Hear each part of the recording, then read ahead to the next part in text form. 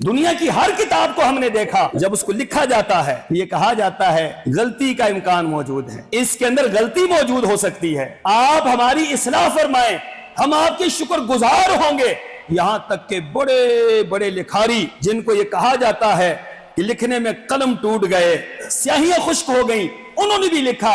ابو الکلام آزاد نے بھی لکھا، شورش کشمیری نے بھی لکھا، عطا اللہ شاہ بخاری نے بھی لکھا، احسان لائی ظہیر نے بھی لکھا کہ اگر ہم سے غلطی ہو گئی تو ہم غلطی کے پہلے ہی معذرت چاہتے ہیں اور ہم اس غلطی کی تصحیح کریں گے۔ اتنے بڑے بڑے لکھاری انہوں نے کہا کہ ہم سے غلطی ہو سکتی ہے۔ میں نے قرآن سے پوچھا کہ آپ کے اندر بھی غلطی موجود ہے؟ تو قرآن نے فرمایا الف لام میم ذالک الکتاب لا ریب فیہ۔ لوگو یہ قرآن وہ ہے ذالک الکتاب لا ریب فیہ، اس قرآن میں کوئی شک اور شبہ نہیں، کوئی غلطی نہیں ہے۔ لا یاتیہ الباطل من بین یدیہ ولا من خلفہ تنزیل من حکیم حمید۔